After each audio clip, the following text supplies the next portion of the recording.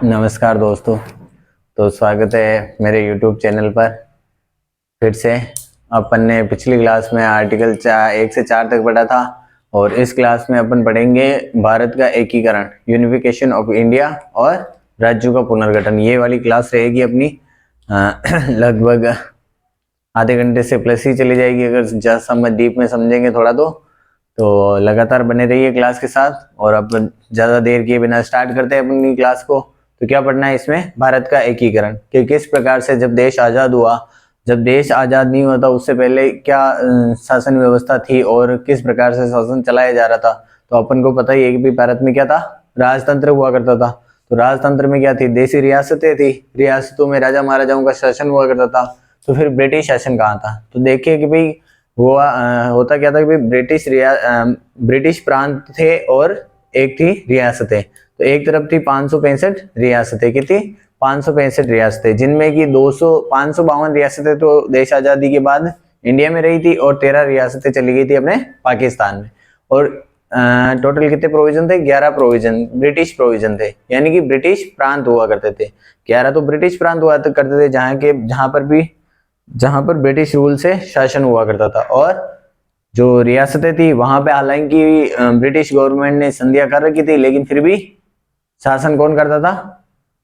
वहां का राजा। ठीक है, वहां का राजा ही वहां के कानून बनाता था, ये देखता था। लेकिन वहां के सैन्य मामले जो थे वो ब्रिटिश गवर्नर जो थे वो देखने लग गए थे और कई आंतरिक मामलों में भी हस्तक्षेप करने लगे थे जब तक देश आजाद हुआ करता था, हुआ उस समय तक। ठीक है, तो उन बातों को छोड़ो, वो हिस्ट्री की बातें हो गई। अपन को यहाँ पे देखना है कि जब देश आजाद हो गया था उसके बाद कैसे सभी रियासतों को एक जगह लाया गया है। ठीक है, तो मेनली देखा जाए तो देखो कि भाई 552 रियासतें जो भारत में रही थी ना, उनमें से क्या कि ज्यादा एकीकरण में इतनी समस्या नहीं है, लेकिन 3 रियासतों को लेके काफी समस्या का सामना करना पड़ा। तो पहले अपन एक बार हेडिंग लिख ले ताकि पता तो रहे कि अपनी क्लास किस चीज की हो रही है ना। तो क्या पढ़ रहे हैं अपन? भारत का एकीकरण, भारत का एकीकरण, यूनिफिकेशन ऑफ इंडिया। ठीक है, तो कितनी रियासतें थी प्रारंभ में? 552। कितनी थी? 565 है ना। 565 में से कितनी अपने भारत में? 13 कहाँ चली गई थी? पाकिस्तान में। ठीक है, चलो यहाँ तक तो समझ में आता। अब 52 में से भी देखो 549 रियासतें तो इजीली विलय कर गई थी, मैंने कि आराम से वहां के शासकों ने भारत में शामिल होने के लिए हस्ताक्षर कर लिए थे विलय पत्र पे। लेकिन जो 3 रियासतें थी वो क्या कर रही थी? वो भारत में विलय पर नाटक कर रही थी। एक यहाँ की थी, दूसरी दूसरी थी यहाँ की और एक इधर की थी। कहाँ की थी? एक इधर, एक इधर और एक इधर। ठीक है, तो 552 में से 49 का तो विलय हो गया, यहाँ तो कोई तकलीफ नहीं है। और यहाँ की जो थी, ये देखो इंडिया का मैप है, अपन उस मैप में नहीं जाएंगे, सीधा सीधा इसी से समझेंगे। यहाँ पे कौन सी रियासत आ रही है? JNK, जम्मू कश्मीर। ठीक है, यहाँ और यहाँ एक जूनागढ़, क्या रियासत है? जूनागढ़। और यहाँ जो थी हैदराबाद, क्या थी? हैदराबाद। अब अपन एक एक करते हैं पोस्टमार्टम। ठीक है, तो हुआ क्या था कि भाई देश आजाद हुआ, फिर उन्हें आजाद होने से पहले ही काफी रियासतों ने तो भारत में विलय पत्र पर हस्ताक्षर कर दिए थे और राजस्थान की रियासतों ने भी कर ही दिए थे। ठीक है, तो ये 3 रियासतें जो थी वो भारत में विलय पत्र पर हस्ताक्षर नहीं कर रही थी, या किसी प्रकार से या तो अपने आप को स्वतंत्र रखना चाहती थी या फिर कहीं ना कहीं पाकिस्तान की ओर इनका झुकाव दिख रहा था। तो सबसे पहले अपन बात करते हैं जम्मू कश्मीर की। तो जम्मू कश्मीर में क्या हुआ था कि उस समय शासक थे यहाँ के हरी सिंह। अब जम्मू कश्मीर के साथ दिक्कत क्या थी कि भाई यहाँ के शासक जो थे हरी सिंह वो तो थे हिंदू, लेकिन यहाँ की अधिकांश जनता जो थी वो थी मुस्लिम्स, है ना। तो यहाँ के जो शासक थे वो यहाँ के जो क्या बोलते भौगोलिक परिस्थितियां जिस प्रकार की जम्मू कश्मीर की है, उनको देखते हुए शासक की यह तमन्ना था कि भाई मैं जम्मू कश्मीर को ना तो भारत में विलय करूं ना ही पाकिस्तान में, बल्कि एक स्वतंत्र रियासत के रूप में ही रखूं। और जिस प्रकार से यूरोप में छोटे छोटे कंट्रीज हैं जैसे कि स्विट्जरलैंड मान लो, उसी प्रकार से एक टूरिज्म स्पोर्ट के रूप में जम्मू कश्मीर को विकसित किया जाएगा, ताकि इसकी आमदनी की भी, इनकम की भी कोई दिक्कत नहीं रहेगी और इस प्रकार से ये एक स्वतंत्र देश के रूप में भी सर्वाइव कर जाएगा। तो उनकी इच्छा तो क्या थी? वो इसको स्वतंत्र रखा जाए। इधर भारत वालों को तो कोई दिक्कत थी ही नहीं, क्योंकि भाई देखो अंग्रेजों ने कहा था कि भाई देसी रियासतें अपनी मर्जी से चाहे तो भारत में विलय हो सकती है, चाहे पाकिस्तान में विलय हो, या फिर स्वतंत्र रख सकते थे। तो नेहरू जी जो थे अपने तात्कालिक पीएम, वो बड़े लिबरल थे इस मामले में। तो उन्होंने सोचा कि भाई जो उन्होंने इस बात पे कोई एतराज नहीं जताया कि भाई चलो वो स्वतंत्र रह रहे तो रहने दो, ये लोगों का अधिकार है कि वहां की जनता, वहां का शासक जो चाह रहा है वही रहने दो। लेकिन हुआ क्या था कि भाई पाकिस्तान ये नहीं चाहता था। पाकिस्तान क्या चाहता था? जम्मू कश्मीर का अपने में विलय करना चाहता था। तो पाकिस्तान जब विलय करना चाह रहा है तो वो कुछ ना कुछ तो करेगा ही। अब तो क्या किया पाकिस्तान ने? भाई पाकिस्तान ने अपनी आर्मी को दिया ऑर्डर। पाकिस्तान आर्मी को क्या ऑर्डर दिए? भाई सबसे पहले तो उनका ड्रेसअप चेंज करवाया। आर्मी की जो ड्रेसेस होती है वो उतरवा ली गई, और जो कबीलाई था, यहाँ पे एक कबीलाई लोग रहते थे, उन कबीलाई लोगों की क्या करी? आर्मी को ड्रेस दी गई। ठीक है, हालांकि वो बाहर नहीं कहते कि भाई बाहर तो यही कहते हैं पाकिस्तान वाले कि भाई हमारी आर्मी नहीं थी, लेकिन हकीकत में क्या थी? पाकिस्तान आर्मी थी। तो उन्होंने पाकिस्तान आर्मी को इधर की तरफ भेजा अटैक करने के लिए। किधर? जम्मू कश्मीर की तरफ। तो अब वो कबीलाई वेश में यहां तक आ गए। यहाँ जम्मू कश्मीर पड़ता है, तो मात्र 35 मील दूर रह गए थे। कितने? 35 मील, यानी कि 35 किलोमीटर दूर रहे होंगे। कहां से? जम्मू कश्मीर। फिर यहाँ के शासक को लगा, हरि सिंह को, कि अब अपनी पार पड़ने वाली है नहीं। और यहाँ देखो पहले स्टार्टिंग में तो वो ठीक है भाई, नॉन मुस्लिम को ही मार रहे थे, लेकिन जो जो आगे बढ़ रहे थे तब कत्लेआम करते आ रहे थे, और ना तो हिंदू देख रहे थे और ना मुसलमान देख रहे थे। जो भी आ रहा था रास्ते में उनको मार काट करते ही आ रहे थे, और किसी ना किसी प्रकार से जम्मू कश्मीर पर अपना अधिकार करना चाहते थे। और जब ये बात पाकिस्तान को कही गई, पाकिस्तान से सूचना मांगी गई या उनसे जब पूछा गया कि भाई आपकी आर्मी अटैक कर रही है तो ऐसा क्यों कर रहा है, तो पाकिस्तान ने साफ साफ मना कर दिया। पाकिस्तान ने कहा कि भाई अपनी हमारी आर्मी नहीं है। तो फिर तो भाई ये तो जो कबीलाई लोग हैं वो इंडिपेंडेंस या लोकतंत्र की मांग कर रहे हैं, इसलिए राजतंत्र को समाप्त करना चाहते हैं, और वो तो लोकतंत्र की मांग कर रहे हैं, इसलिए वो स्थानीय जनता वहां की विद्रोह कर रही है। हकीकत चाहे कुछ भी हो, लेकिन अब पता है किसको कि भाई कौन कर रहा है। तो फिर हरि सिंह जी ने कहा, अब पार नहीं पड़ रही, अब पार नहीं पड़ रही तो करे क्या? तो फिर उन्होंने भारत से सहायता मांगने की सोची। अब भारत से सहायता मांगने की सोची तो इधर भारत सहायता करे तो किस बेस पे करे? वो तो एक स्वतंत्र रियासत है, वो अपने भारत का हिस्सा तो है ही नहीं, और भारत का हिस्सा नहीं है तो आप कहीं पे अगर आंदोलन हो रहा है तो वो डेमोक्रेसी के लिए भी हो रहा हो सकता है, तो आप उसको दबा नहीं सकते हो। सही है ना? तो फिर क्या कहा कि भाई सरदार वल्लभ भाई पटेल इस मामले में काफी सोच समझ के निर्णय लेने वाले थे। तो उन सरदार वल्लभ भाई पटेल ने तो देखो कि हर जगह डिसीजन ऐसा लिया कि कई जगह ऐसी थी, सिचुएशन थी जहां पर रियासतें बिल्कुल मुकरने वाली थी, लेकिन सरदार वल्लभ भाई पटेल ने अपने दिमाग से, अपने चितमन से प्रयास किया और सबको इकट्ठा कर ही लिया था।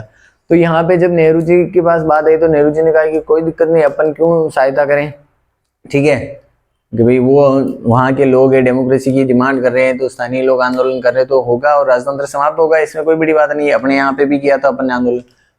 फिर जब रिक्वेस्ट आई तो फिर देखा कि भाई वैसे एक बार तो आर्मी भेजने के लिए तैयार भी हो गए थे नेहरू जी कि ह्यूमन राइट्स के नाम पे ना लोगों का शोषण हो रहा उस नाम, लेकिन तब सरदार वल्लभ भाई पटेल ने कहा कि भाई क्यों अपन आर्मी क्यों भेजें, कल को अपन आर्मी भेजेंगे, अभी भी स्वतंत्र हुए, कल को अपन ने आर्मी भेज के वहां पे अधिकार कर लिया तो लोग क्या कहेंगे, आजाद होते ही ये तो अतिक्रमण करने लगे या दूसरे देश पर हमला करके अधिकार करने लग गए। ठीक है, तो हाँ अब हम अपन एक कंडीशन पर भेज सकते हैं अपनी आर्मी, कब? जब जम्मू कश्मीर किस में विलय कर ले? भारत में विलय कर ले। ठीक है, विलय पत्र पर अगर हस्ताक्षर कर देता है जम्मू कश्मीर रियासत तो तब वो भारत का भाग होगा और अपन सेना भेज सकते हैं। तो फिर ये बात वहां पे पहुंचेगी। तो फिर जैसे जैसे बात वहां पहुंची तो हरि सिंह जी तो तैयारी बैठे थे क्योंकि उनको पता था कि भाई अब तो पार पड़ने वाली है नहीं। तो वहां पे फिर उन्होंने हरि सिंह जी ने हस्ताक्षर किए। इस प्रकार से जम्मू कश्मीर का विलय होता है। कब होता है? 1947 में हो जाता है। ठीक है, नवंबर 1947 में इसका विलय हो जाता है। किसका? जम्मू कश्मीर का। तो ये तो रही जम्मू कश्मीर की बात। फिर इंडियन आर्मी भेजी गई। इंडियन आर्मी गई तो जैसे ही गई फिर ये कबीलाई लोग का हो या पाकिस्तान आर्मी हो, इनको पीछे धकेलना स्टार्ट किया। अब पीछे धकेलना स्टार्ट किया तो अभी अपन वर्तमान में देखते हैं ना कि जैसे कि ये रहा, ये है ना अपना इंडिया का ऊपर का मैप। तो यहाँ तक आ चुकी, यहाँ जम्मू कश्मीर है तो यहाँ तक सेना आ चुकी थी। ठीक है, तो यहाँ से यहाँ तक अगर आ चुकी थी तो इंडियन आर्मी जब गई तो इनको पीछे धकेलना स्टार्ट किया। अब पीछे धकेलना स्टार्ट किया तो यहाँ तक तो उन्होंने पहुंचा दिया था। अब ये क्या है, पीओके है ना वर्तमान में, यहाँ तक पहुंचा दिया था, लेकिन यहाँ तक इंडियन आर्मी पीछे धकेल ही दी थी। लेकिन उसी समय क्या हुआ, नेहरू जी चले जाते यूएनओ। कहाँ चले जाते हैं, यूएनओ चले जाते हैं। क्या कहते हैं कि भाई पाकिस्तान ने अटैक कर दिया। तो बात जब यूएनओ में जाती है तो फिर इंटरनेशनल लेवल का मामला हो गया। तो यूएनओ ने सबसे पहले तो कहा कि भाई युद्ध बंद करो। क्या कह दिया, युद्ध बंद करो। ठीक है, अब वहां पे गए हो आप तो अब उनकी बात तो माननी पड़ेगी। तो क्या हुआ था कि सबसे पहले तो कहा कि युद्ध बंद करो, उसके बाद में जो भी होगा डिसीजन लिया जाएगा। तो जहां की सेना वहीं रुक गई, पाकिस्तान की सेना इस तरफ, इंडियन आर्मी इस तरफ। तो अब कहा गया, यूएनओ ने सुझाव दिया कि भाई सबसे पहले वहां पे क्या करवा लो, जनमत संग्रह। ठीक है, जनमत संग्रह करा लो, जनता जहां विलय होना चाहे उस तरफ विलय कर लो, रियासत का विलय पत्र पर साइन कर दिया। तो क्या हुआ कि भाई वहां पे शासक हिंदू था, इसलिए पाकिस्तान का ये था कि स्टेटमेंट भी वहां पे शासक हिंदू है, इसलिए उन्होंने भारत में विलय पर हस्ताक्षर कर दिया। तब यूएनओ ने कहा भाई ठीक है, वह जनमत संग्रह करवा लो। तो भारत वालों ने कहा ठीक है करवा लो जनमत संग्रह, लेकिन एक शर्त पर। भारत वालों ने क्या कंडीशन रखी कि भाई जनमत संग्रह करवाएंगे कब, जब पाकिस्तान आर्मी जो है वो कहां पे अपनी पहली वाली स्थिति पर पहुंचे, यानी कि पाकिस्तान जब अपनी सेना को पीछे ले लेगा तब हम जनमत संग्रह करवाने के लिए तैयार हैं। लेकिन अब पाकिस्तान वालों को पता है, पाकिस्तान वालों के मन में तो पता है कि भाई जैसे ही हमने आर्मी पीछे ली फिर उसके बाद तो पीओके अपने ये जो बचा हुआ क्षेत्र है वो भी अपना नहीं रहने वाला। तो हुआ देखो भाई, यूएनओ ने तो कह दिया कि भाई जनमत संग्रह करवा दो। ठीक है, भारत वालों ने भी हाँ भर ली, लेकिन पाकिस्तान ने ना, कभी पाकिस्तान ने अपनी आर्मी पीछे ली और ना ही यहाँ पे जनमत संग्रह हो पाया। ठीक है, तो इस प्रकार से जम्मू कश्मीर का विलय किसमें मानते, भारत में मानते। हाँ, हालांकि अगर उस दिन नेहरू जी को कोसते हैं ना कई बार, कई इंडियंस के भी, नेहरू जी की वजह से ये हुआ था, ये हुआ था। हाँ, ये बात सही है कि अगर वो यूएनओ में नहीं जाते तो इंडियन आर्मी इसको पीछे धकेल देती थी, पाकिस्तान की आर्मी को उसी समय पीछे धकेल देती थी। तो यहाँ पे थोड़ी सी मिस्टेक रही है। अपन देखें तो जम्मू कश्मीर के विलय में, जम्मू कश्मीर के मामले को लेके जो आज भी सीमा विवाद बना ही हुआ है। और इधर क्या है, चाइना ऑक्यूपाइड कश्मीर। ठीक है ना, इधर थोड़ा बहुत कब्जा चाइना ने कर रखा है, लेकिन अपन मानते नहीं है, लेकिन एक दिन ले ही लेंगे, दिक्कत कोई नहीं है। चलो ये छोड़ो, पॉलिटिकल बातों में घुस जाएंगे, राजनीति की बातों में नहीं घुसना अपन को थोड़ा। अब अपन चलते हैं जूनागढ़ रियासत। कहाँ पे, जूनागढ़ रियासत। तो यहाँ पे देखो सिस्टम बिल्कुल उल्टा। कैसे, यहाँ पे कौन था शासक, कौन था, हिंदू, और अधिकांश जनसंख्या क्या थी, मुस्लिम्स। यहाँ क्या था, यहाँ शासक मुस्लिम था और जनसंख्या क्या थी, हिंदू थी। तो यहाँ का एक नवाब था, नवाब का नाम था महाबत खां, है ना, मोहम्मद महाबत खान। क्या था, मोहम्मद महाबत खान। ये कहाँ का नवाब था, गुजरात का नवाब। ठीक है, और इसका जो दीवान था वो था शाहनवाज भुट्टो। कौन था, शाहनवाज भुट्टो। अब देखो बात आई कि भाई जम्मू कश्मीर का जैसे ही विलय हुआ, ठीक है, तो जम्मू कश्मीर का विलय हुआ था, इसको पता चला कि भाई ये तो पहले तो क्या हुआ, जूनागढ़ रियासत पाकिस्तान में विलय चाहती थी। ठीक है, पाकिस्तान में विलय चाहते थे, लेकिन इसको पता चला कि भाई जम्मू कश्मीर का विलय कर लिया गया। अब इंडियन गवर्नमेंट जो है यहाँ पे आर्मी भी भेज सकती है, सेना भी भेज सकती है, या किसी प्रकार से जूनागढ़ का विलय यहाँ पे किया जाएगा। तो ये क्या है कि डर के कहाँ चला जाता है, विदेश चला जाता है। कौन, महाबत खान। यहाँ का जो नवाब होता है वो जूनागढ़ छोड़ जाता है, छोड़ के चला जाता है। तो फिर यहाँ पे क्या करवाया जाता है, जनमत संग्रह। क्या करवाया जाता है, जनमत संग्रह। अब जनमत संग्रह करवाएंगे तो आपको ऑब्वियसली पता है जूनागढ़ वर्तमान में कहाँ पड़ता है, गुजरात में। गुजरात में पड़ता है, तो सरदार वल्लभ भाई पटेल कहाँ के थे, गुजरात के थे। तो ऑब्वियसली जनमत संग्रह करवाएंगे तो भी फेवर किसका आएगा, इंडिया का। और हुआ भी, यहाँ की अधिकांश जनसंख्या ने कहाँ पे, इंडिया में विलय पर सहमति दी, और इस प्रकार से जनमत संग्रह के माध्यम से जूनागढ़ का किसमें विलय कर दिया गया, भारत में। कैसे किया गया, इसका तो कैसे किया गया, जम्मू कश्मीर का तो विलय पत्र पर हस्ताक्षर। ठीक है, विलय पत्र पर हस्ताक्षर। और यहाँ जूनागढ़ का कैसे किया गया, जनमत संग्रह द्वारा, जनमत संग्रह द्वारा विलय किया गया। ठीक है, इसके बाद अपन चलते हैं तीसरी रियासत। कौन सी बच गई अपने, हैदराबाद। हैदराबाद का विलय किया गया पुलिस कार्यवाही द्वारा। कौन सी, कैसे किया गया, यहाँ पे पुलिस कार्यवाही की गई, और पुलिस कार्यवाही के माध्यम से यहाँ पे उस पुलिस कार्यवाही का नाम रखा गया था ऑपरेशन पोलो। क्या रखा गया था, ऑपरेशन पोलो। ठीक है, इस प्रकार से इन तीनों रियासतों का भी भारत में विलय किया गया। और यहाँ का जो क्या बोलते हैं नवाब कह दो या निजाम, क्या था यहाँ का जो निजाम था वो कौन था? आसफ अली खान। आसफ अली खान, आसफ अली खान कहाँ का नवाब निजाम था? हैदराबाद का। ठीक है, तो यहाँ का निजाम भी क्या चाहता था? हैदराबाद की कहानी कुछ अलग ही थी। हैदराबाद क्या चाह रहा था? हैदराबाद चाह रहा था कि भाई हमें भी पाकिस्तान में मिलाई जाए, क्योंकि यहाँ की जनता अधिकांश मुस्लिम थी ही, तो ये क्या कह रहे थे कि भाई हमें भी पाकिस्तान में मिलो। अब अपन देखें कि भाई नेहरू जी फिर वही लिबरल तो थे ही, तो उन्होंने कहा कि भाई ठीक है कोई बात नहीं, पाकिस्तान में मिलना चाहता है तो वहां की रियासत चाहती है अगर, तो देखो भाई सबको अपने अपने अधिकार दिए हैं तो वो चाहे तो मिल सकती है पाकिस्तान। लेकिन पटेल साहब ने कहा कि भाई नेहरू जी ऐसे काम नहीं चलता, थोड़ा प्रैक्टिकल सोचिए। प्रैक्टिकल कैसे? कि भाई आपने एक पाकिस्तान तो इधर बना दिया, ठीक है, इंडिया के, एक पाकिस्तान ये बांग्लादेश वाला जो पहले पाकिस्तान हुआ करता था, ठीक है, आपने एक बांग्लादेश यहाँ बना दिया, ठीक है, यहाँ पाकिस्तान बना दिया, एक इधर बना दिया, एक आप यहाँ बना दोगे, ठीक है, ये वाला अगर पाकिस्तान और बन गया तो तीन तरफ से तो आपने पाकिस्तान फैला रखा है। कल को आपको आप पे ये अटैक करेगा, तीनों तरफ से अटैक भी तो कर सकता है पाकिस्तान, फिर क्या करोगे? तो उन्होंने कहा कि भाई कोई अधिकार नहीं है, यहाँ पे सीधी पुलिस कार्रवाई की जाए और इसका विलय भारत में किया जाए। तो फिर क्या की गई? पुलिस कार्रवाई की गई, ऑपरेशन पोलो नाम दिया गया और इसका विलय किसमें कर दिया गया? भारत में। तो कितनी रियासतों का विलय बाद में किया गया? जम्मू कश्मीर। कैसे किया गया? विलय पत्र पर हस्ताक्षर द्वारा। फिर जूनागढ़ का विलय जनमत संग्रह के माध्यम से, और फिर इसके बाद में हैदराबाद रियासत का कैसे किया गया? पुलिस कार्रवाई के द्वारा। इस प्रकार से सारी रियासतों का विलय भारत में हो चुका था। अब कुछ क्षेत्र और बच गए थे, कुछ क्षेत्र जैसे कि जो कि फ्रांसीसियों और पुर्तगालियों के अधीन थे। किन के अधीन थे? देखो ब्रिटिश गवर्नमेंट आजाद कौन करके गया था अपन को? ब्रिटिशर्स, इंग्लैंड वाले जो थे वो करके गए थे आजाद तो। लेकिन यहाँ पे क्या और भी तो थे ना, अन्य यूरोपियन कॉलोनियां भी तो थी।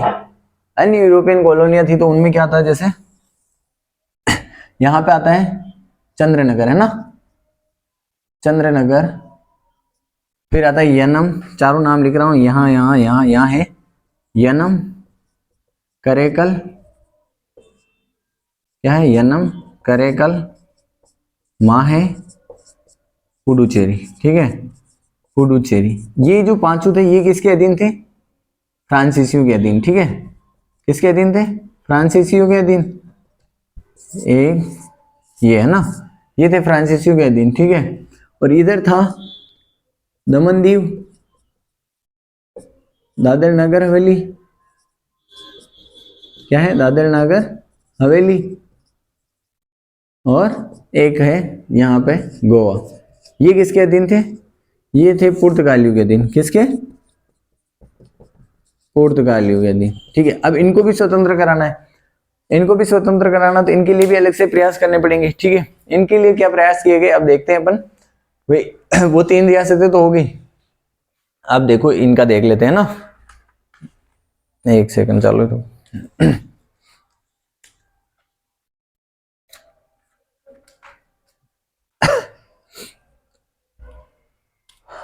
हाँ, तो 1954 में क्या हुआ था? अपन बात हो गई थी अपने, वो 1947 में उसको आजाद करा लिया, 1948 में हैदराबाद और जूनागढ़ का। ठीक है, बात करें अक्टूबर 1947 में जम्मू कश्मीर। कब? अक्टूबर 1947 में किसका करवा लिया? जम्मू एंड कश्मीर का। फिर फरवरी 1948 में किसका हो गया था? जूनागढ़ का। ठीक है, और फिर नवंबर 1948 में किसका विलय कर लिया गया था? हैदराबाद का, है ना, हैदराबाद का। ठीक है, अब बात आती है 1954 में इनको फ्रांसीसी से मुक्त करवाया, और एक ये था, कौन था? दादर नगर हवेली।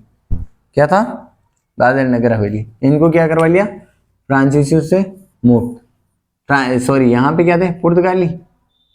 पुर्तगालियों से मुक्ति कब करवाई?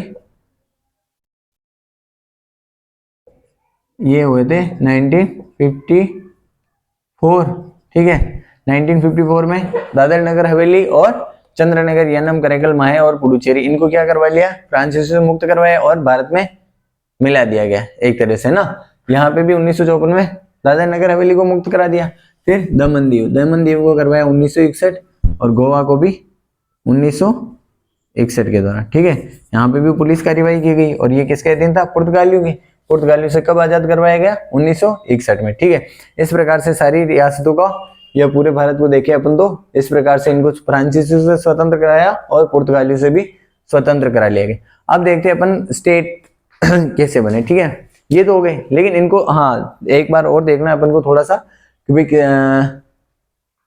जो राज्यों का पुनर्गठन पढ़े उससे पहले थोड़ा और देख लेते हैं कि कुछ संविधान संशोधन है इसी से रिलेटेड। इनसे रिलेटेड है दमन दीव, दादर नगर हवेली, पुडुचेरी और गोवा से रिलेटेड। वो भी एग्जाम में कई बार पूछे जाते हैं, तो पहले वो देख लेते हैं। ये तो याद ही हो गया होगा, 1954 में एक इधर से और 1954 में ये किससे? फ्रांसीसी से, उधर पुर्तगालियों से। 1961 में गोवा, 1961 में दमन दीव को स्वतंत्र करवाया गया। किससे? पुर्तगालियों से। इसके बाद में अपन आगे बढ़ते हैं, 3 संविधान संशोधन पढ़ते हैं मेनली। पहले तो एक साथ है ना, 3 संविधान संशोधन कौन कौन से? पहला है 10वां। कौन सा संविधान संशोधन? 10वां कॉन्स्टिट्यूशनल अमेंडमेंट 1961। फिर है 12वां। कौन सा? 12वां कॉन्स्टिट्यूशनल अमेंडमेंट 1962 और एक है 14वां कॉन्स्टिट्यूशनल अमेंडमेंट 1962। ठीक है, 3 संविधान संशोधन पढ़ते हैं। इनमें क्या हुआ था? इनमें ये हुआ था कि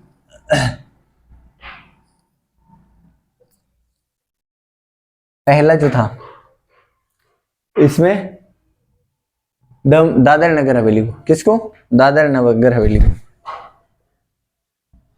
दादर नगर हवेली का भारत में विलय किया गया। किसमें? दादर नगर हवेली का किसमें विलय कर दिया गया? भारत में विलय करके इसको क्या बना दिया गया? यूटी। ठीक है, फिर 12वां जो संविधान संशोधन था उसमें गोवा और दमन दीव, क्या है? गोवा दमन दीव, इसको क्या बनाया गया? भारत में विलय करके यूटी। कौन से संविधान संशोधन से? 12वें संविधान संशोधन। फिर 14वां था, उसमें क्या किया गया? चंद्रनगर जो था उसको तो वेस्ट बंगाल में मिला दिया गया। किसमें? चंद्रनगर को तो वेस्ट बंगाल में मिला दिया। फिर जो 4 थे, 4 कौन कौन से थे? यनम, पुडुचेरी, करेकल, माहे। कौन कौन से थे? यनम, पुडुचेरी, करेकल और माहे। ठीक है, ये तीनों थे। इन चारों को मिला के क्या बनाया गया? एक यूटी। कौन सा? पुडुचेरी। कौन सा यूटी बना दिया? पुडुचेरी। कौन से संविधान संशोधन से? 14वें। ठीक है, तो 10वां, 12वां, 14वां 3 संविधान संशोधन देखे अपन ने यहाँ पे।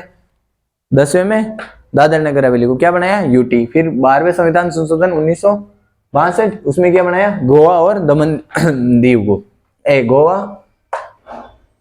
गोवा और दमन दीव को, है ना, यूटी बनाया। उसके बाद में 14वां संविधान संशोधन 1962, इसमें चंद्रनगर को तो मिला दिया वेस्ट बंगाल में, और फिर यनम, पुडुचेरी, करेकल, माहे, इनसे क्या बना दिए गए? पुडुचेरी नया यूटी बना दिया गया। ठीक है, यूटी हो गए, ये 3 संविधान संशोधन हो गए। अब अपन आगे देखते हैं इसी क्रम में सिक्किम का विलय, कि भाई सिक्किम का किस प्रकार से भारत में विलय किया गया। ठीक है, तो एक बार सिक्किम का विलय देख लेते हैं अपन, उसको समझ लेते हैं। फिर यूनिफिकेशन ऑफ स्टेट्स, ये वैसे भी यूनिफिकेशन ऑफ स्टेट्स में आएगा, लेकिन यहाँ पे संविधान संशोधन के बारे में पढ़ना था, इसलिए अपन ने देख लिया। ठीक है, अब बात करते हैं अपन सिक्किम के विलय की। किसकी?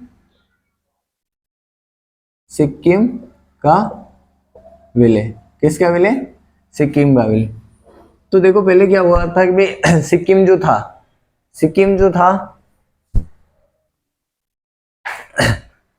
था वो क्या है? भारत का राज्य नहीं था, भारत का राज्य नहीं हुआ करता था। तो फिर ये इसका विलय कब किया गया?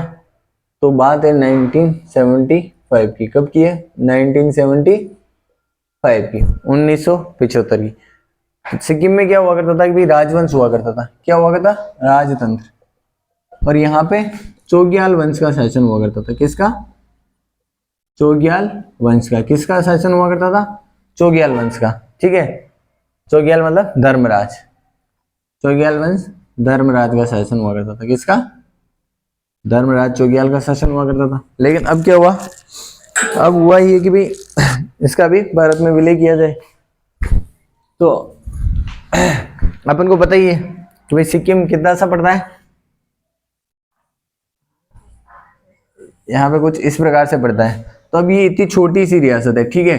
तो अब जब अपन आजाद हुए तब सिक्किम वालों ने विलय, देखो नेपाल वालों ने तो अपन से आग्रह किया था कि भाई हमारा विलय भारत में कर लिया जाए, ठीक है। क्योंकि देखो अपन वहां पे जो राजतंत्र था वो सीधा सीधा कहाँ से रिलेटेड था, मेवाड़ से। यहाँ पे जो राजवंश है, नेपाल में जो राजवंश शासन कर रहा था वो कहाँ का था, मेवाड़ का राजवंश था। मेवाड़ अपने राजस्थान में मेवाड़ रियासत है, वहां का राजवंश यहाँ पे गया हुआ था। तो बेसिकली मूल जो राजा जो था मूल कहाँ का था, यहाँ का था। तो उन्होंने आग्रह किया था कि हमारा विलय किस में कर लिया जाए, भारत में। लेकिन देखो भाई वही नेहरू जी वाली बातें कि भाई देश आजाद होते ही किसी पे कब्जा नहीं करना चाहिए। आप कोई बात नहीं, आप हमारे दोस्त हो, नजदीकी हो, विलय करने या नहीं करने से क्या फर्क पड़ रहा है, ठीक है। तो उसी प्रकार से सिक्किम की बात आई तो सिक्किम अब छोटा सा देश है, छोटी सी रियासत है, ठीक है। रियासत कह दो या देश कह दो उस समय का। अब इसको पहले तो क्या किया गया, रक्षित राज्य का दर्जा दिया गया। कैसा दर्जा दिया गया कि भाई सिक्किम को क्या बनाया जाए, रक्षित राज्य। रक्षित राज्य में रक्षित राज्य का दर्जा दिया गया। तो इसके 3 सेक्टर कौन कौन से, एक तो रक्षा, विदेश और संचार। कौन कौन से 3 सेक्टर, रक्षा, विदेश और संचार। ये कौन देखेगा, ये देखेगा भारत। कौन देखेगा, आपको अगर रक्षित राज्य का दर्जा दिया जा रहा है तो भारत ने कहा है कोई आपकी रक्षा हम करेंगे, आपके विदेशी मामले हम देखेंगे, और संचार के जो भी साधन विकसित करने हैं वो कौन करेगा, भारत करेगा, ठीक है। आप बाकी आप अपने रूल्स अपने हिसाब से यहाँ पे शासन चलाते रहिए, कोई दिक्कत नहीं। लेकिन रक्षित राज्य का तो दर्जा दे दिया। लेकिन फिर आगे इसी क्रम में क्या किया गया, 35वां संविधान संशोधन। कौन सा, 35वां ही किया गया क्या, हाँ 35वां संविधान संशोधन किया गया। 35वां कॉन्स्टिट्यूशनल अमेंडमेंट 1974। इसमें भी पूर्ण विलय तो नहीं किया गया, लेकिन कैसा, सहायक राज्य बना दिया है। कैसा राज्य बना दिया गया इसको, सिक्किम को सहायक राज्य बना दिया गया। और इसके लिए अलग से आर्टिकल 2A जोड़ दिया गया। अपन को पता है आर्टिकल 2 में क्या है, राज्यों के नाम वगैरह है ना। नए राज्यों की स्थापना, देश के बाहर का जो कोई भी राज्य बनेगा तो उसको किसमें, आर्टिकल 2 के तहत ही जोड़ेंगे ना। तो इसमें क्या जोड़ा गया, आर्टिकल 2A। और क्या जोड़ा गया, अनुसूची 10। क्या जोड़ा गया, अनुसूची 10। अब यहाँ पे अनुसूची 10 जो जोड़ी गई थी उसमें क्या था, देखो अनुसूची 10 अपन को पता हो नहीं पता हो तो पहला जो संविधान संशोधन किया गया था 1951 में, उसमें नवी अनुसूची जोड़ी जा चुकी थी। उसमें वो था जुडिशियल रिव्यू नहीं कर सकता। अगर उसमें किसी कानून को रख दिया जाए तो न्यायालय क्या नहीं करेगा, उस पर जुडिशियल रिव्यू नहीं करेगा। नवी तो अनुसूची उस समय जोड़ी गई, मूल संविधान में 8 अनुसूचियां थी, नवी वो जोड़ी गई, 10वीं ये जोड़ी गई, ठीक है। हालांकि इसको आगे जाके हटाया भी है। तो इसमें क्या क्या प्रोविजन किए गए थे, इसमें ये प्रोविजन किया था कि भाई सिक्किम से, कहां से, सिक्किम से लोकसभा हेतु 2 सीटें होगी, राज्यसभा हेतु भी 2 सीटें होगी। लेकिन क्या नहीं कर सकेंगे, प्रेसिडेंट के चुनाव में भाग नहीं ले सकेंगे ये लोग। क्या नहीं कर सकेंगे, प्रेसिडेंट के चुनाव में। आर्टिकल 2A जोड़ा गया जब सहायक राज्य बनाया गया 35वें संविधान संशोधन 1974 के द्वारा। अपन को पता है कि भाई संविधान संशोधन करना पड़ेगा क्योंकि टेरिटरी बढ़ रही है, नया राज्य शामिल कर रहा है हो रहा है, इसलिए सहायक राज्य का दर्जा दिया आपने। तो 35वां संविधान संशोधन किया गया, उसके अंतर्गत आर्टिकल 2A संविधान में जोड़ा गया और अनुसूची 10 जोड़ी गई। अनुसूची 10 में क्या क्या प्रावधान थे, उसमें एक तो प्रावधान था कि 2 सदस्य तो लोकसभा में आएंगे, कहां से, सिक्किम से, और 2 सदस्य ही राज्यसभा में आएंगे। वो यहाँ पे आ सकते हैं, संसद की जो कार्यवाही होती है उसमें भाग ले सकते हैं, उसकी बैठकों में भाग लेंगे, वहां पे वोटिंग कर सकेंगे। लेकिन एक अपवाद स्वरूप रखा गया कि क्या नहीं करेंगे, वो प्रेसिडेंट के चुनाव में भाग नहीं ले सकेंगे क्योंकि यहाँ तो क्या है, एक पूर्ण राज्य नहीं है। फिर क्या कहा गया कि भाई IAS जैसी पेपर है, IAS जैसी परीक्षा में इनको एलिजिबल किया गया। और जो कॉलेज है, बड़े बड़े जो कॉलेज है, उच्च शिक्षण संस्थानों में प्रवेश भी दिया जाएगा, किसको, सिक्किम के स्टूडेंट्स को। फिर इसी क्रम में आगे कर दिया 36वां संविधान संशोधन, 36वां कॉन्स्टिट्यूशनल अमेंडमेंट 1976। 76 में किसकी गवर्नमेंट थी, इंदिरा गांधी गवर्नमेंट की। तो उनका क्या है, ये सहायक राज्य क्या होता है, यहाँ पे क्या दे दिया इसको, पूर्ण राज्य का दर्जा। कैसा दर्जा दे दिया, पूर्ण राज्य का, ठीक है, पूर्ण राज्य का दर्जा दे दिया। तो पूर्ण राज्य का दर्जा दे दिया तो अलग से आर्टिकल की जरूरत ही नहीं है, क्योंकि अब ये तो भारत का राज्य हो गया ना। तो इसमें क्या कर दिया गया, आर्टिकल 2A को समाप्त और अनुसूची 10 को भी क्या कर दिया, समाप्त। हालांकि अनुसूची 10 बाद में फिर से जोड़ी गई, जिसमें कि दल बदल का प्रावधान रखा गया था, अपन ने अनुसूची वाले पार्ट में देख ही लिया था। तो इस प्रकार से सिक्किम का विलय हो जाता है। कैसे होता है, पहले तो दिया जाता है रक्षित राज्य का दर्जा, जिसमें कि 3 सेक्टर पर, 3 क्षेत्रों पर कौन देखेगा, कानून कौन बनाएगा, भारत, रक्षा, विदेश और संचार के मामलों पर। फिर लोकसभा में कितनी सीटें होगी, 2, राज्यसभा में भी 2। और क्या कर सकेंगे यहाँ के, लेकिन प्रेसिडेंट के चुनाव में भाग नहीं ले सकते। यहाँ के स्टूडेंट आईएएस जैसी, सिविल सेवा जैसी परीक्षा दे सकते हैं और बड़े कॉलेजों में एडमिशन भी ले सकते हैं। फिर इसी क्रम में सॉरी ये तो इसमें था है ना, 35वें संविधान संशोधन के तहत क्या अनुसूची 10 जोड़ी गई, उसमें लोकसभा में 2 सीटें, राज्यसभा में 2 सीटें, लेकिन प्रेसिडेंट चुनाव में भाग नहीं, कॉलेज में एडमिशन ले सकते हैं, आईएएस जैसी परीक्षा दे सकते हैं। फिर 36वां संविधान संशोधन किया गया 1976 में, पूर्ण राज्य का दर्जा दे दिया। तो आर्टिकल 2A को हटा दिया, अनुसूची 10 को भी हटा दिया, ठीक है। अब देखते हैं अपन आगे इसी क्रम में राज्यों का पुनर्गठन क्या करते हैं। ये अपन ने मेन बातें पढ़ी भारत के एकीकरण को लेकर, लेकिन अब क्या हुआ, राज्यों का पुनर्गठन किस प्रकार से किया गया, क्या किया गया, राज्यों का पुनर्गठन। तो देखो राज्यों के पुनर्गठन की बात आई, ये किस प्रकार से राज्यों का पुनर्गठन किया जाए।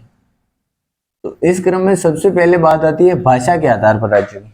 कैसे राज्यों की, कि भाषा के आधार पर राज्य बना लिए जाए, ठीक है, भाषा के आधार पर राज्य बनाए जाए। तो सबसे पहले डिमांड कहाँ हुई थी, होम रूल आंदोलन में। किसमें, होम रूल आंदोलन, जो कि किसके द्वारा चलाया गया था, तिलक जी के द्वारा है। होम रूल आंदोलन में सबसे पहले भाषाई आधार पर राज्यों के गठन की मांग की गई। क्या की गई, राज्य भाषा के आधार पर राज्यों के गठन की मांग सबसे पहले कब की गई थी, होम रूल आंदोलन के दौरान। उसके बाद अपन बात करते हैं 1920 में कांग्रेस ने जो क्या किया था, कांग्रेस ने भाषाई समितियों, भाषा के आधार पर प्रांतीय समितियों का गठन किया गया। क्या किया, भाषा के आधार पर प्रांतीय समितियों का गठन, भाषा के आधार पर क्या किया, प्रांतीय समितियों का गठन किया गया। उसके बाद में 1946 में जब इलेक्शन होने वाले थे, तब इसने अपने इलेक्शन मैनिफेस्टो जो था, चुनावी घोषणा पत्र, किसने, कांग्रेस ने अपने चुनावी घोषणा पत्र में क्या कहा,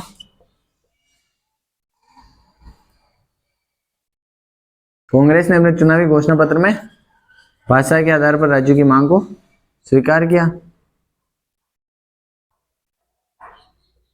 भाषा आधारित राज्य, ठीक है। सबसे पहले डिमांड कहां से शुरू होती है, होम रूल आंदोलन से, कि भाषा के आधार पर राज्यों का गठन किया जाए। फिर 1920 में कांग्रेस खुद कह रही थी कि भाई भाषा, इसने क्या किया, प्रांतीय समितियां किस आधार पर बनाई, भाषा के आधार पर। फिर 1946 का जो कांग्रेस का इलेक्शन मैनिफेस्टो जो था, उसमें कहा गया कि भाई जैसे देश आजाद होता है, हम भाषा के आधार पर राज्यों का गठन करेंगे, ठीक है। लेकिन हुआ क्या था, जैसे ही देश आजाद हुआ तो फिर अब राज्यों का पुनर्गठन करना था, रियासतों का सबका एकीकरण तो कर दिया गया, लेकिन राज्यों का पुनर्गठन किस आधार पर किया जाए, नए नए राज्यों की डिमांड हो रही थी। तो फिर इसके लिए एक आयोग बनाया गया। क्या बनाया गया, आयोग। उस आयोग का नाम था एस.के. धर आयोग। क्या था, एस.के. धर आयोग। एस.के. धर आयोग का गठन किया गया। ठीक, कब किया गया था, अप्रैल 1948 में। कब, अप्रैल 1948 में गठन किया गया था, और सितंबर 1948 में इसने अपनी सिफारिशें दे दी थी। कब, ये आपने तो सीधा याद रखो, एस.के. धर आयोग कब गठित किया गया था, 1948। कब, 1948 में। और इसको काम सौंपा गया था कि राज्यों का गठन जो किया जाए वो किस आधार पर किया जाए, क्या भाषा के आधार पर राज्यों का गठन करना सही है या नहीं है, या फिर अन्य आधार पर इसका राज्यों का क्या किया जाए, गठन किया जाए। तो इसने कहा कि भाई देखो राज्यों का गठन जो होना चाहिए वो भाषा के आधार पर नहीं होना चाहिए। क्यों नहीं होना चाहिए? क्योंकि भाई आप भाषा के आधार पर राज्यों का गठन करोगे तो देश के कई टुकड़े हो जाएंगे। क्या हो जाएंगे? देश के टुकड़े हो जाएंगे, अलग अलग भागों में डिवाइडेशन हो जाएगा। तो एस के तरह आयोग ने क्या किया, भाषा के आधार पर राज्यों के गठन की डिमांड को क्या कर दिया, नकार दिया। जबकि इसने 4 आधार बताए। कितने? 4। वो 4 आधार क्या थे? एक तो इसने कहा कि प्रशासनिक सुविधा को आधार माना जाए, प्रशासनिक सुविधा को, कि वहां पे प्रशासन अच्छे से चल सके, प्रशासनिक सुविधा। दूसरा था वित्तीय आत्मनिर्भरता। एक था भौगोलिक समानता होनी चाहिए। कैसी होनी चाहिए? राज्य आप बना रहे हो तो उस राज्य के जो एरिया है आप दोगे उसमें क्या होनी चाहिए, भौगोलिक समानता। तीसरा था वित्तीय आत्मनिर्भरता, वित्तीय आत्मनिर्भरता। और एक था विकास, क्या था, डेवलपमेंट। ठीक है, तो यहाँ पे एक तो कहा कि प्रशासन ऐसे क्षेत्र को, ऐसे को ही राज्य बनाया जाए जिसका प्रशासन, जहाँ पे प्रशासनिक सुविधाएं अच्छे से चल सके। दूसरा था कि भौगोलिक समानता होनी चाहिए। जैसे अपन देखते हैं कि भौगोलिक समानता होनी चाहिए। जैसे अपन इसको एग्जांपल से समझते हैं, यूके और यूपी। ये कौन सा एरिया आ गया? पहाड़ी। और ये कैसा एरिया है? मैदानी। ठीक है, इस प्रकार से भौगोलिक समीपता होनी चाहिए या भौगोलिक दृष्टि से सुविधापूर्ण भी होना चाहिए। तीसरा था वित्तीय आत्मनिर्भरता। वित्तीय आत्मनिर्भरता यानी कि राज्य आप बना रहे हो, कोई बात नहीं, राज्य का गठन करो, लेकिन उसमें ये देखो कि उसकी इनकम का सोर्स क्या होगा, सोर्स ऑफ इनकम क्या होगा। ऐसा नहीं होगा कि आपने राज्य बना दिया और वो राज्य सरकार बार बार आए केंद्र सरकार के पास कि भाई हमें सरकार चलानी है, पैसा दो पैसा दो। तो उसकी खुद की इनकम भी होनी चाहिए, उसकी खुद की इनकम के सोर्स होने चाहिए, जिसके आधार पर वो क्या कर सके, डेवलपमेंट के प्रोग्राम बना सके सभी प्रकार से। तो कुल मिला के एसके धर आयोग ने राज्यों के पुनर्गठन के लिए भाषा के बेस को, भाषा के आधार पर राज्यों के पुनर्गठन की मांग को क्या कर दिया, अस्वीकार कर दिया। अब अस्वीकार कर दिया, उधर डिमांड चल रही है भाषा के आधार पर लगातार बढ़ रही थी, तो फिर क्या किया गया, एक समिति का गठन किया गया। क्या किया गया? एक समिति का गठन, जेवीपी समिति। कौन सी समिति? जेवीपी समिति का गठन किया गया था। और उसका काम दिया गया उसको कि भाई जो एसके धर आयोग ने जो रिकमेंडेशन दी है क्या वो सही है या नहीं है, कि भाई इन्होंने भाषा के आधार पर राज्यों के पुनर्गठन को अस्वीकार किया है तो क्या वो सही है या नहीं है। इसका काम एक ही था, जेवीपी समिति। कब बनी थी? 1948 में ही बनी थी। कौन कौन सदस्य थे इसके? जवाहरलाल नेहरू, जैसे जवाहरलाल नेहरू। दूसरे कौन थे? वी से वल्लभ भाई पटेल, और पी से पट्टाभी सीतारमैया। कौन थे? पट्टाभी सीतारमैया। ठीक है, ये तीनों इनके सदस्य थे कमेटी के। तो इन्होंने क्या किया, एस के धर आयोग की जो सिफारिश थे उनकी समीक्षा की और इन्होंने भी फाइनली भाषा के आधार पर राज्यों के पुनर्गठन को क्या कर लिया, अस्वीकार कर दिया। क्या कहा इन्होंने? भाषा के आधार पर राज्यों का पुनर्गठन नहीं किया जाना चाहिए, ये डिमांड सही नहीं है। ठीक है, इसके बाद क्या हुआ, जब इसने भी मना कर दिया तो फिर बात आती है कि भाई मूल संविधान लागू होने वाला था। 1948 की बातें चल रही है, देश आजाद हो चुका, संविधान भी बन चुका था और 26 जनवरी 1950 को तो संविधान लागू होना था। और 26 नवंबर 1949 को क्या संविधान बनके भी तैयार हो गया था। तो उस समय फिर क्या राज्यों के क्या प्रोविजन रखे गए, तो जो मूल संविधान था, ठीक है, मूल संविधान, इसने भाषा के आधार पर तो मना कर ही दिया। तो अब मूल संविधान में क्या था, 29 राज्य, कितने, 29 राज्य और 4 श्रेणियां बनाई गई उनकी। कितनी? 4 श्रेणियां। ठीक है, एबीसीडी श्रेणियां अपन पढ़ते हैं कि भाई राजस्थान कैसा था, 20 श्रेणी का राज्य था ना। तो इस प्रकार से मूल संविधान में कितनी 4 कैटेगरियां बनाएगी और 29 राज्य बनाए गए थे। उनके बारे में देख लेते हैं अपन। जेवीपी समिति ने तो मना कर ही दिया था भाषा के आधार पर।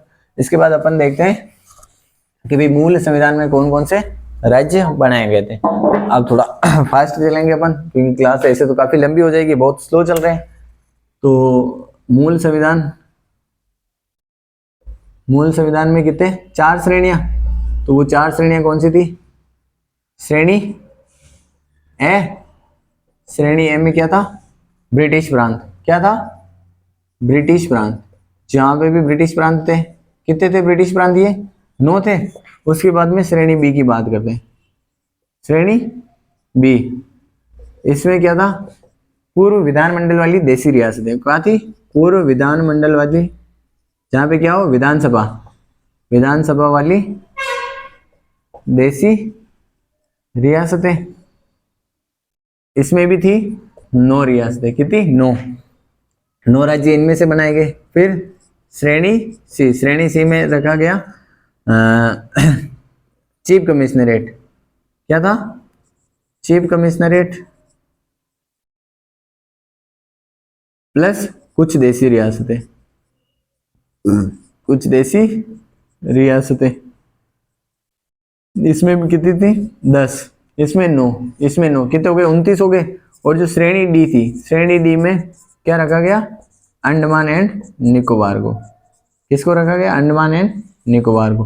तो अपन एक एक देख लेते हैं। श्रेणी ए में एक ब्रिटिश प्रांत हुआ करते थे, जहां पे ब्रिटिश गवर्नमेंट का सीधा शासन हुआ करता था, वो श्रेणी बी में क्या रखा गया? ऐसी रियासतों को रखा गया जहां पे पहले से ही विधानसभा थी। श्रेणी सी में चीफ कमिश्नरेट, चीफ कमिश्नरेट यहाँ पे कितने थे? अपने यहाँ 4 थे। 4 में से एक पाकिस्तान में चला गया, तो बच के कितने गए? 3। दिल्ली, कुर्ग, कर्नाटक वाला और अजमेर। ठीक है, ये 3 तो ये थे, और बाकी और भी रखे गए थे, वो अपन देखते हैं आगे। ठीक है, और श्रेणी डी में तो कुछ देखना ही नहीं है, क्योंकि क्या था? अंडमान निकोबार। अब अपन एक एक देख लेते हैं। क्या था? देखो, इंडिया का मैप बनाएंगे अपन ऐसे। कैसे बनाएंगे? ऐसे। ये एक मैप हो गया श्रेणी ए वालों के लिए, ये दूसरा मैप हो गया श्रेणी बी, यहाँ पे श्रेणी ए, और ये हो गया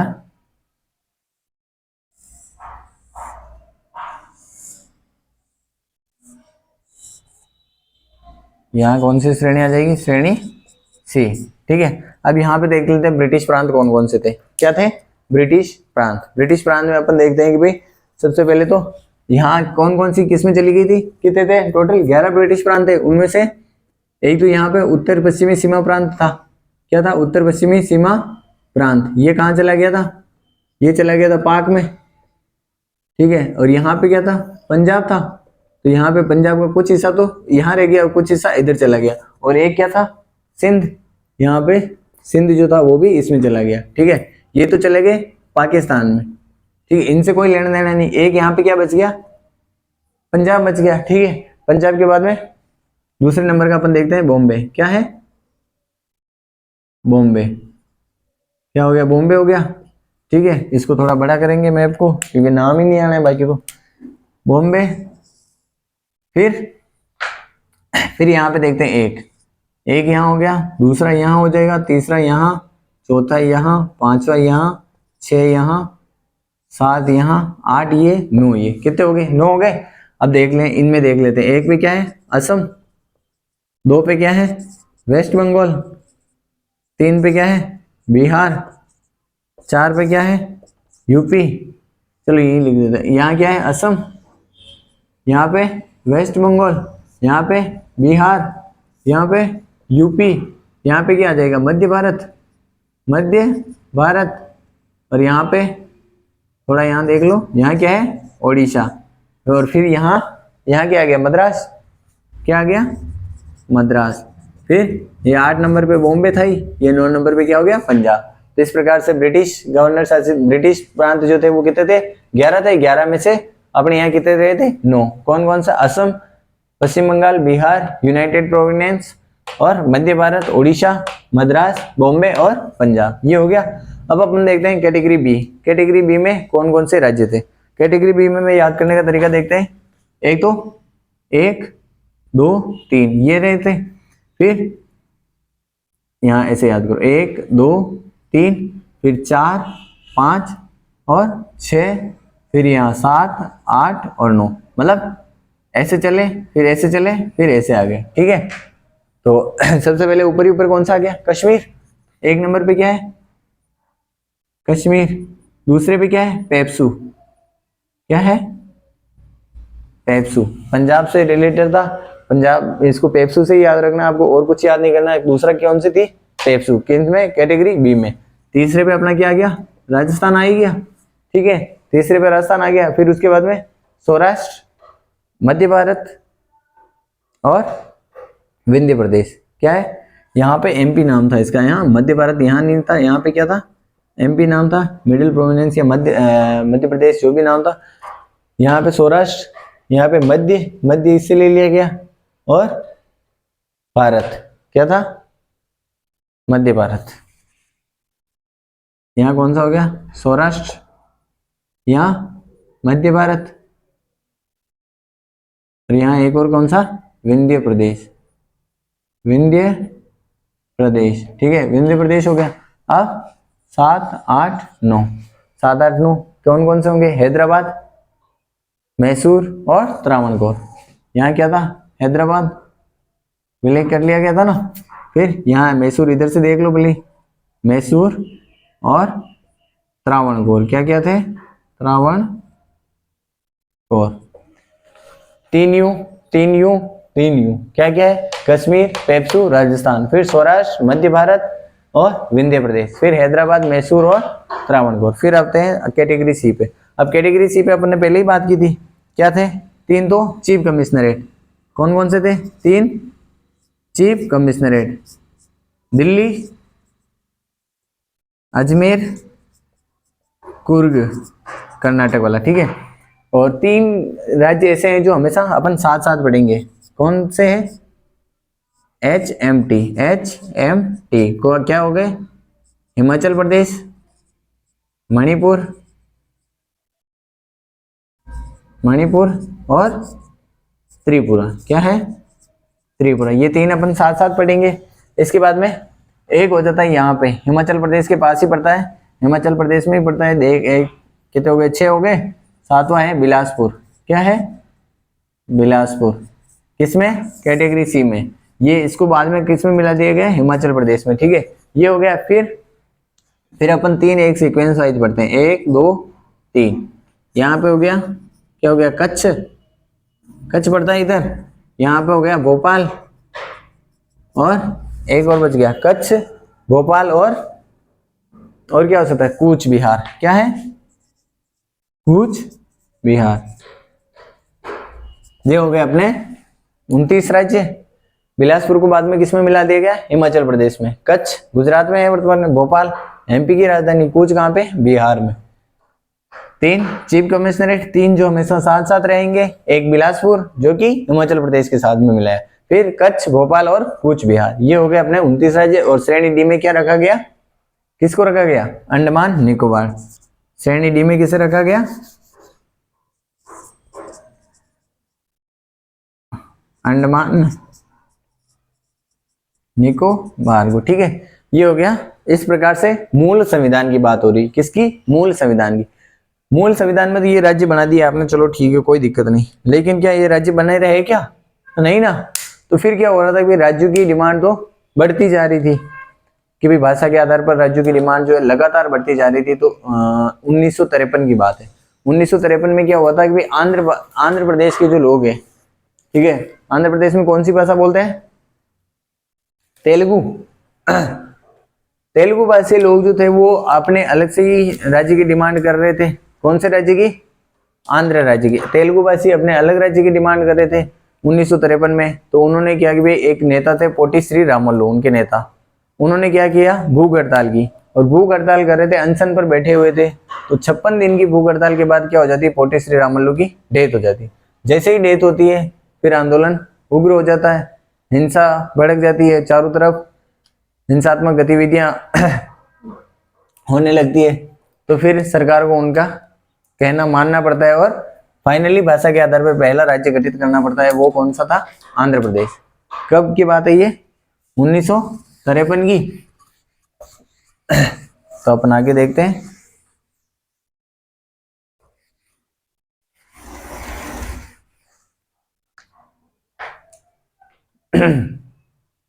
1 सेकंड का टाइम लूंगा मैं।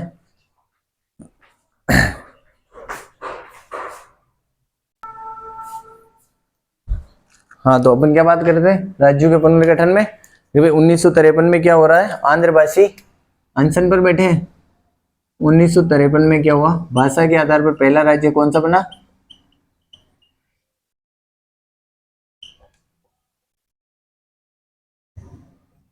कौन सा बन गया? आंध्र प्रदेश। कैसा, कौन सा राज्य? आंध्र प्रदेश। आंध्र प्रदेश बन गया। ठीक है, किनका था ये आंध्र प्रदेश? तेलुगु भाषी लोगों का। किनका?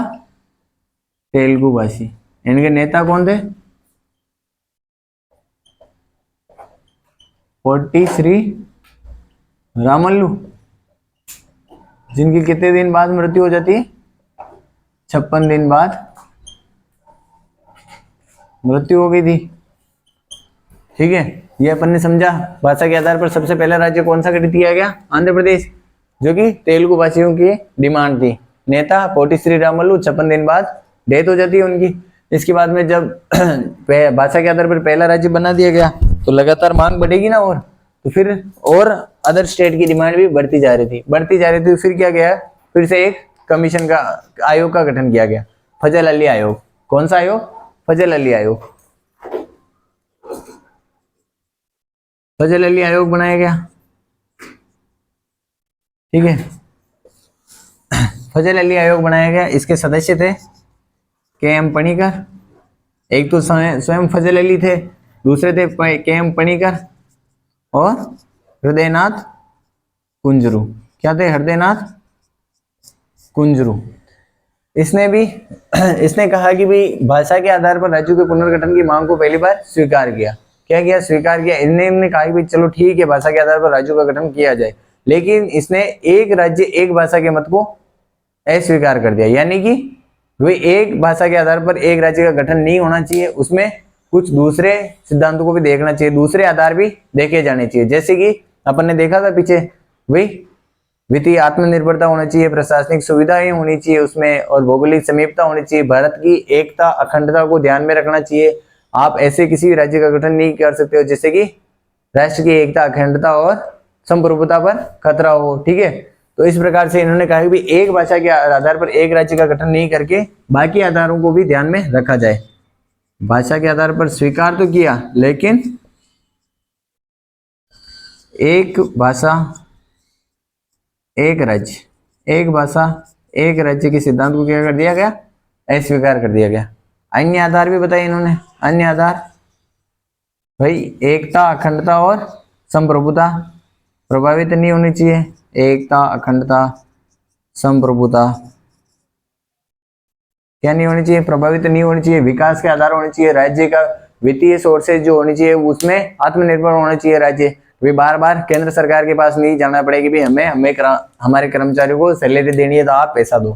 तो इस प्रकार से फजल अली आयोग ने रिकमेंड किया कि भाई चलो ठीक है, नए राज्य बनाओ। तो फिर क्या हुआ कि भाई 1 नवंबर 1956 को 7वां संविधान संशोधन लागू किया गया। कौन सा संविधान संशोधन? 1 नवंबर वैसे इसने दी थी रिकमेंडेशन 16 राज्य और 6 यूटी की। कितनी? 16 राज्य और 6 यूटी की। लेकिन बनाए कितने गए थे? 14 राज्य बनाए गए थे और 6 यूटी। तो अब इसको लागू करना था, इसकी सिफारिशों को। तो 1 नवंबर 1956 को 7वां संविधान संशोधन किया गया था, और 7वें संविधान संशोधन के माध्यम से फजल अली आयोग की रिकमेंडेशन को लागू किया गया था। तभी तो अपन पढ़ते हैं ना, राजस्थान का एकीकरण कब पूर्ण हो चुका था? 1 नवंबर 1956 को। तो उसमें कितने राज्य बनाए गए? 14 राज्य। कितने यूटी बनाए गए? 6। उनको देख लेते हैं अपन एक बार मैप के थ्रू सरसरी निगाहों से, ताकि वो भी अपन को याद रहे भाई किस प्रकार से 28 राज्य 29 राज्य तक अपन पहुंचे थे, है ना।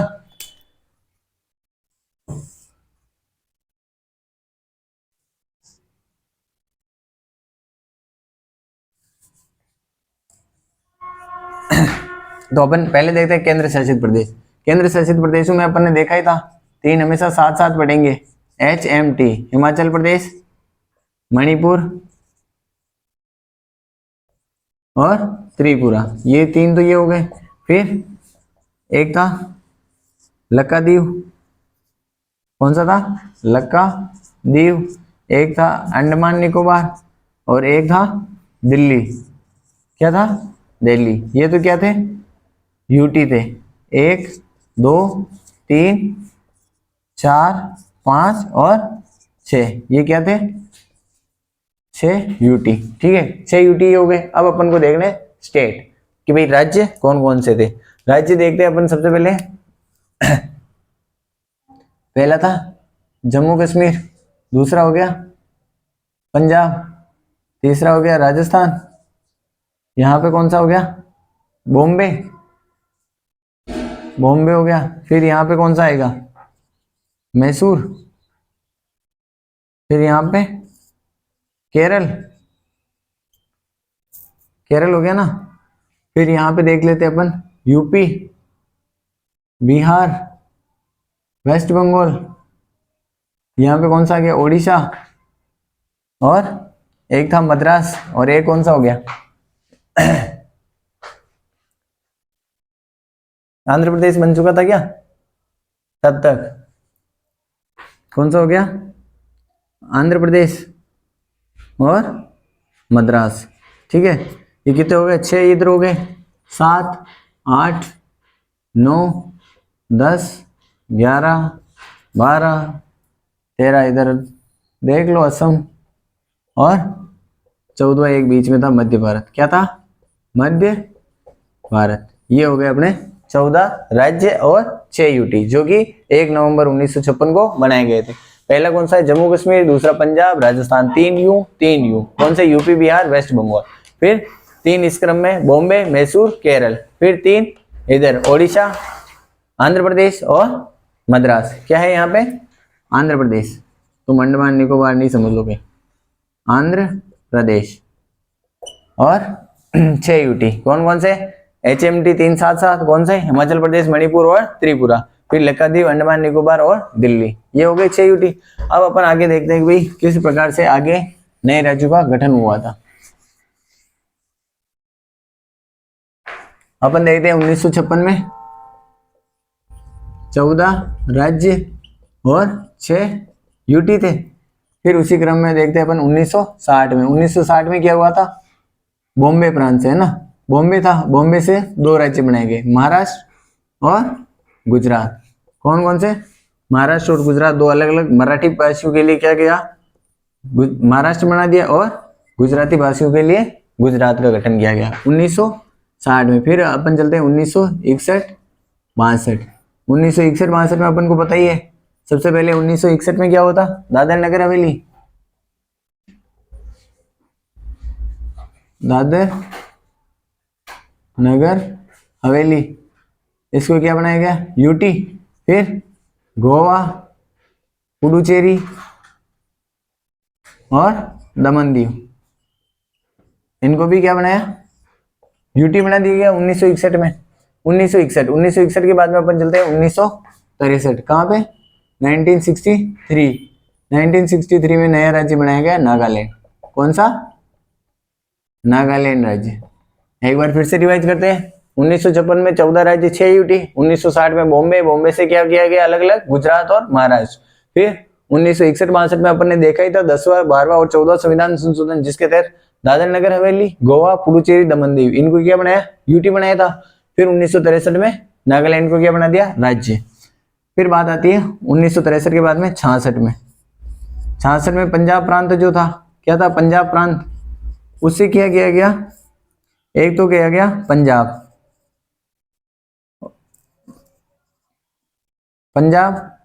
हरियाणा। पंजाब और हरियाणा क्या बनाए गए? राज्य बनाए गए 2, और एक नया यूटी बना दिया गया यहाँ पे चंडीगढ़। इसको क्या बनाया? यूटी। अब चंडीगढ़ को लेने के दोनों में विवाद चल रहा था, तो फिर सरकार ने डिसाइड किया कि भाई इसको एक यूटी बना दिया जाए, केंद्र शासित प्रदेश बना दिया, और पंजाब हरियाणा दोनों की राजधानी भी कहाँ है? चंडीगढ़। इसके बाद अपन चलते हैं 1966 हो गया। 1971 में अपन देखते हैं कि भाई हिमाचल प्रदेश को यूटी कब बना रहे हैं अपन? कब बना रहे हैं? 1956 में। यहाँ आते आते हिमाचल प्रदेश को हो गए 15 साल। क्या हो गए? 15 साल। तो भाई बड़ा हो गया हिमाचल प्रदेश। 15 साल का बच्चा होता है जैसे भी कोई, तो क्या हो जाता है, बड़ा हो जाता है ना। वे तो बड़े हो जाते तो फिर क्या चाहिए होती है, इज्जत चाहिए होती है अपन को भी। ये अपन छोटे होते हैं तब तो कोई भी कुछ भी बोल दे तो अपन कुछ कह नहीं सकते, एक बार चलो बड़े हैं बोल दिया, लेकिन अब अपन भी बड़े हो गए तो अपन को भी क्या चाहिए, इज्जत चाहिए ना। तो हिमाचल प्रदेश वालों ने डिमांड की यहाँ पे, वही अब हमें भी इज्जत चाहिए, और वो भी फुल इज्जत चाहिए। तो फुल इज्जत किसमें होगी, यूटी में होगी क्या, राज्यों में। राज्य को ज्यादा इज्जत मिलती है ना, तो यहाँ पे क्या किया गया, हिमाचल प्रदेश को राज्य बना दिया। क्या बनाया, राज्य बनाया। किसको बनाया, हिमाचल प्रदेश को राज्य। अब अपन ने पढ़ा है कि भाई अपन 3 स्टेट साथ साथ पढ़ेंगे हमेशा, तो इसके बाद कौन डिमांड कर लेंगे, मणिपुर और त्रिपुरा। HMT बताया था ना। तो 1972 में किस किसने डिमांड कर ली, एक तो मणिपुर और त्रिपुरा। मणिपुर और त्रिपुरा को राज्य बना रहे थे, पास में खड़े थे मेघालय भाई साहब। उन्होंने कहा कि भाई हमने क्या बिगाड़ा आपका, नहीं इनको आप राज्य बना रहे हो, लेकिन हमने क्या बिगाड़ा जो हमें नहीं बना रहे हो। मेघालय उस समय क्या था, एक उपराज्य बना था। 22वें संविधान संशोधन के तहत मेघालय को असम से अलग करके एक उपराज्य का दर्जा दिया हुआ था, और उसकी अलग से विधानसभा भी हुआ करती थी। तो इसी समय 1972 में क्या किया गया, मेघालय को भी क्या बना दिया गया, स्टेट बना दिया गया। ठीक है, मेघालय को भी स्टेट बना दिया गया, ये तो बन गए राज्य। और भाई साहब डिमांड तो और भी करेंगे, तो यहाँ पे अरुणाचल प्रदेश और मिजोरम, अरुणाचल प्रदेश और मिजोरम ये डिमांड करे, उससे पहले इनको क्या बना दिया, यूटी बना दिया। ठीक है, क्या बना दिया, यूटी। अब अपन चलते हैं इसी क्रम में आगे, 1975। तो 1975 का तो याद ही होगा आपको। 1975 में क्या हुआ था, सिक्किम का विलय। अरे सिक्किम का विलय किया था ना। फिर इसके बाद में अपन आगे चलते हैं 1987 में क्या होता है, उधर 15 साल के हो गए कौन, अरुणाचल प्रदेश और मिजोरम। तो जिस प्रकार से हिमाचल प्रदेश ने डिमांड की कि भैया मुझे भी राज्य बनाया जाए, 15 साल का हो गया मैं, उसी प्रकार से यहाँ 15 साल के कौन हो गए, 72 से 87 कौन हो गए, अरुणाचल प्रदेश और मिजोरम। तो यहाँ पे अरुणाचल प्रदेश और मिजोरम ये 15 साल के हो गए, लेकिन एक राज्य, एक ऐसा राज्य भी है जो अभी तक यूटी बना हुआ है। ठीक है, कौन है वो, यहाँ पे था ना 61 में, किसको बनाया, 62 में, 61-62 में गोवा को। ये कह रहा है भाई तुम 15-15 साल में इनकी शादियां करवा रहे हो, उनको यूटी से राज्य बना रहे हो, मैं नहीं दिख रहा क्या तुम्हें, हाँ कि मैं कितना बड़ा हो गया, मैं 25 का हो गया भाई, 15 में इनकी हिमाचल प्रदेश की शादी करवा दी तुमने, फिर 15-15 के अरुणाचल प्रदेश और मिजोरम हुए, इनकी शादी करवा दी है। मैं 25 का हो गया फिर भी नहीं दिख रहा, तो फिर इनके साथ में ही क्या किया, गोवा को भी राज्य बना दिया। क्या बना दिया गया, राज्य। उसके बाद में 2000 हम लोग 2000 में यूपी से यूके उत्तराखंड, क्या था, यूपी से उत्तराखंड। एक सेकंड रुकना,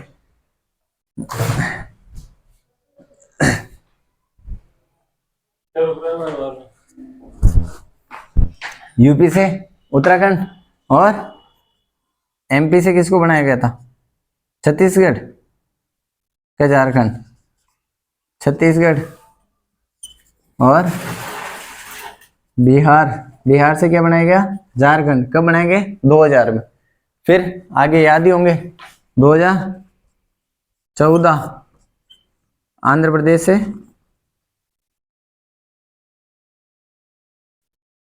क्या बना दिया, तेलंगाना। फिर 2019 जम्मू कश्मीर से जम्मू कश्मीर एंड लद्दाख, 2 यूटी बना दिए गए। फिर इसके बाद में अपन यहाँ देख लेते हैं 2020 में क्या हुआ था, दमन दीव और दादर नगर हवेली को एक यूटी बना दिया। ठीक है, ये हो गया। अब रिवाइज कर लेते हैं एक बार फटाफट।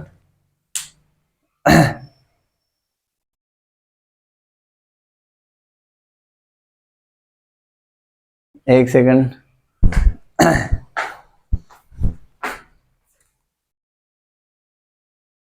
राज्यों का पुनर्गठन। इस प्रकार से 2020 तक क्या हो गया, 28 राज्य और 8 केंद्र शासित प्रदेश। तो अपन वापस एक बार फटाफट रिवीजन कर लेते हैं। 1956, 1 नवंबर 1956 को क्या थे, 14 राज्य 6 यूटी। उसके बाद में 1960 में बॉम्बे से महाराष्ट्र गुजरात 2 राज्य बनाए गए।